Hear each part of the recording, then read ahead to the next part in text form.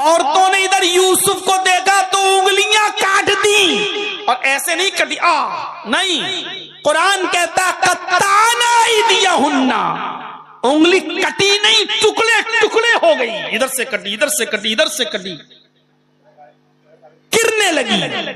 قطع یقطع کے معنی کاٹنا، اور قطع یقطع تقطیع کے معنی ہوتے ٹکڑے ٹکڑے کرنا۔ ان عورتوں نے اپنی انگلیوں کے ٹکڑے ٹکڑے کر دیے۔ الفاظ کی زیادتی معنی کی زیادتی پر دلالت کرتی ہے، کئی جگہ سے ان کی انگلیاں کٹ گئی،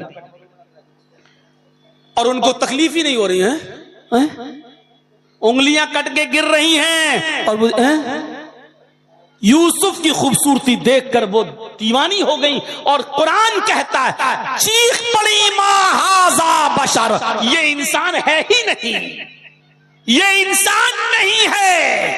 ارے انسان نہیں تو کون؟ ان ھذا الا ملک کریم، یہ تو کوئی بزرگ فرشتہ نظر آتا ہے، یہ تو کوئی بزرگ فرشتہ دکھائی دے رہا ہے، یہ تو انسان نظر ہی نہیں آ رہا ہے۔ ان ھذا الا ملک کریم، یہ تو فرشتہ دکھائی دے رہا ہے۔ ابھی تک بادشاہ مصر کی بیوی فریبتہ تھی، اب ساری عورتیں یوسف کی دیوانی ہو گئی۔ کیسی خطرناک چال چلی۔ اب ان عورتوں سے کہا دیکھ رہی ہو نا، اب بتاؤ میرا کیا قصور ہے؟ یہ ایک اور چال، کیسی خطرناک چالیں ہوتی ہیں عورتوں کی۔ فون نمبر بھی ڈھونڈ لیں گی، کال بھی کریں گی، رات بھر جگائیں گی بھی، چیٹنگ بھی کریں گی،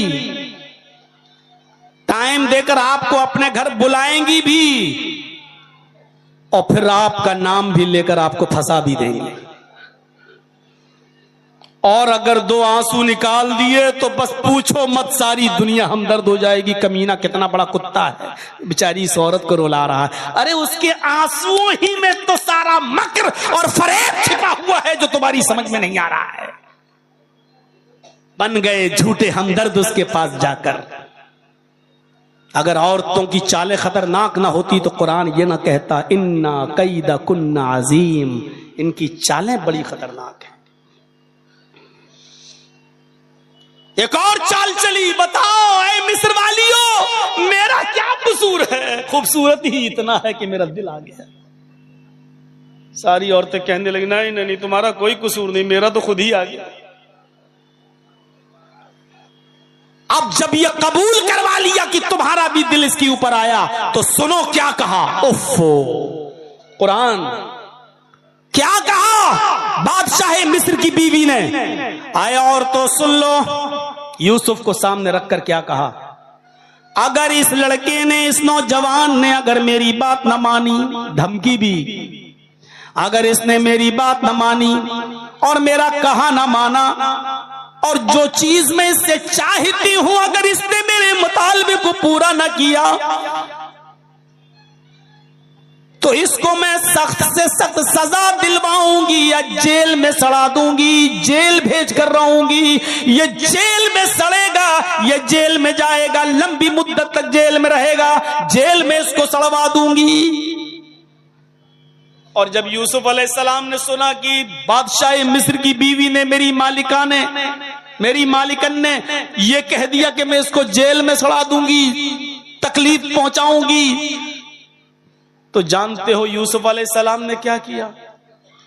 آسمان پر نظریں ڈالی اور اللہ سے دعا کی۔ جب یوسف اللہ سے دعا کر رہے تھے تو اس دعا میں بھی عورتوں کے مکر و فریب اور چال کا ذکر کر رہے تھے، اور یوسف نے جو دعا کی وہ کیا دعا کی؟ رب السجن احب الی مما یدعوننی الیہ، اے میرے رب مجھے جیل میں جانا زیادہ محبوب ہے، مجھے جیل میں جانا زیادہ پسند ہے، مجھے جیل میں جانا گوارا ہے، لیکن وہ کام کرنا گوارا نہیں جس کام کی طرف یہ عورتیں مجھے بلا رہی ہیں، یدعوننی الیہ، جس کام کی طرف یہ مجھے بلا رہی ہیں۔ پتا چلا کہ ایک عورت نہیں بلا رہی تھی، ساری عورتیں یہ چاہ رہی تھی کہ یوسف میرے ساتھ منہ کالا کر لے، یوسف میرے ساتھ ٹائم دے دے اور مجھے وقت دے دے. اس لیے یدعوننی جمع مؤنث غائب کا صیغہ استعمال ہوا ہے. کیا کہا؟ اے اللہ مجھے جیل میں جانا زیادہ پسند ہے, مجھے جیل میں سڑ جانا پسند ہے, مجھے جیل کی زندگی گوارا ہے, مجھے جیل کھانا پسند ہے, لیکن وہ کام کرنا پسند نہیں ہے جس کام کی طرف یہ عورتیں مجھے بلا رہی ہیں اور مجھے دعوت دے رہی ہیں.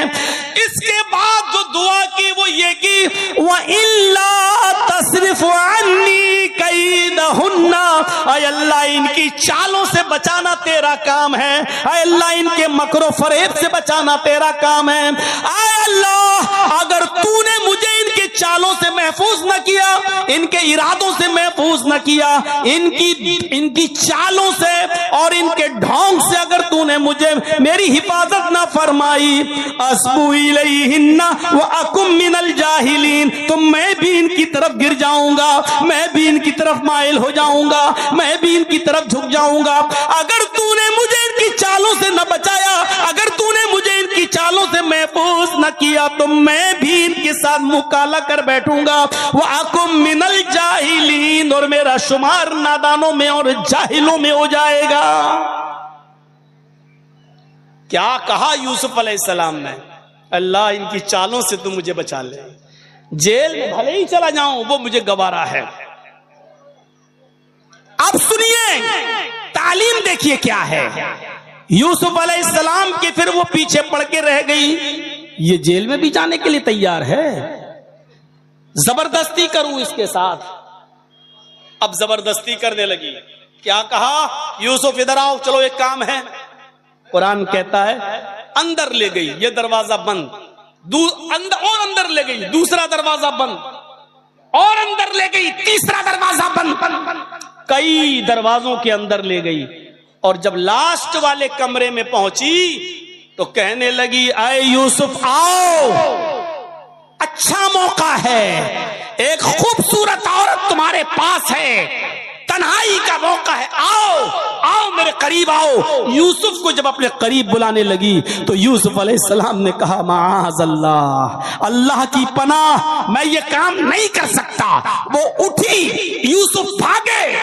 قرآن دیکھیے, یوسف علیہ السلام نے دروازہ کھولا, آگے بڑھے, یہ بھی آگے بڑھی, دوسرا دروازہ کھولا اور آگے بڑھے, آخری دروازے پہ پہنچ گئے. پہنچتے پہنچتے اس عورت نے یوسف کے دامن کو پیچھے سے پکڑا اور یوسف دروازہ پکڑے ہوئے تھے ایسے. یوسف یہ ہٹ گیا, یوسف دروازہ پکڑے ہوئے تھے پہلے سے, اور جیسی کھینچا اس عورت نے اپنی طرف, بادشاہ مصر کی بیوی نے اپنی طرف یوسف کو کھینچا تو یوسف کا کرتا پیچھے سے پھٹتا چلا گیا. کون یہ خطرناک لائٹ مار رہا بھائی؟ یہ لائٹ لڑکیوں پہ ماری جاتی ہے, تو مجھ پہ مار رہے ہو, اتنی بھی عقل نہیں ہے تمہیں. ضرور کوئی چھچورا ہے جس کو اس کے باپ نے تربیت نہیں دی.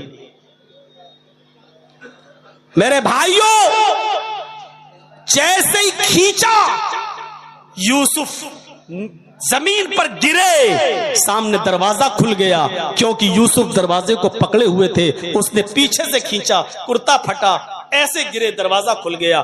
یوسف زمین پر گرے, سامنے بادشاہ کھڑا ہے.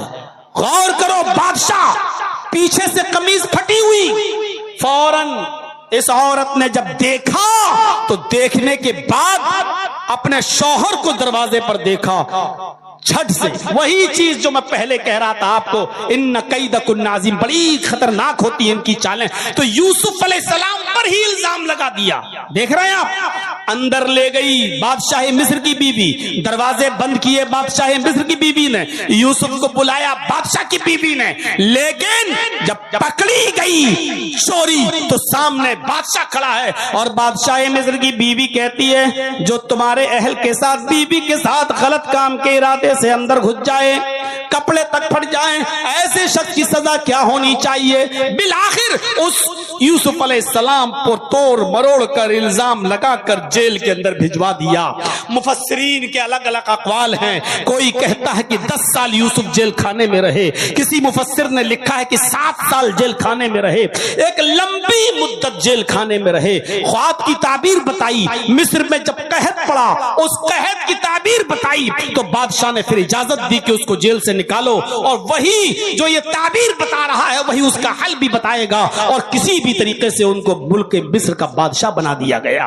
اب آپ سوچئے، بچپن سے دور، اپنے باپ سے دور، بچپن میں کنویں میں پھینکے گئے، مصر کے بازار میں بیچے گئے، پھر بادشاہ کے گھر آئے، پھر جوان ہوئے، مختلف مراحل سے گزرے، 7 سال یا 10 سال جیل کی سلاخوں میں بھی رہے، اس کے بعد نکلے اور ملک مصر کے بادشاہ بن گئے، اور بادشاہ بننے کے بعد اپنی قمیص ایک قاصد کو دے کر بھیجا، فلاں بستی میں چلے جاؤ، ایک بوڑھا آدمی ہوگا اس کا نام یعقوب ہوگا، یہ قمیص اس کو دے دینا، اور اتنا کہہ دینا اس سے کہ یہ قمیص تم پہچان لوگے، وہ بوڑھا آدمی اس قمیص کو پہچان لے گا۔ ایک قاصد کو قمیص دی، اپنی کرتا دیا اپنا، اور اس قمیص کو دے کر قاصد کے ہاتھ سے بھیجا۔ وہ قاصد نہیں جانتا تھا کہ جس کے پاس بھیج رہے ہیں یوسف وہ ان کا باپ ہے۔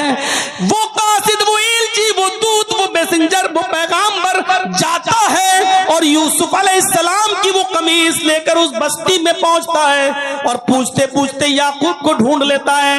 یعقوب علیہ السلام کے پاس جا کر کہتا ہے ملک مصر کے بادشاہ نے یہ قمیص تمہیں دی ہے، اس قمیص کو دیکھو۔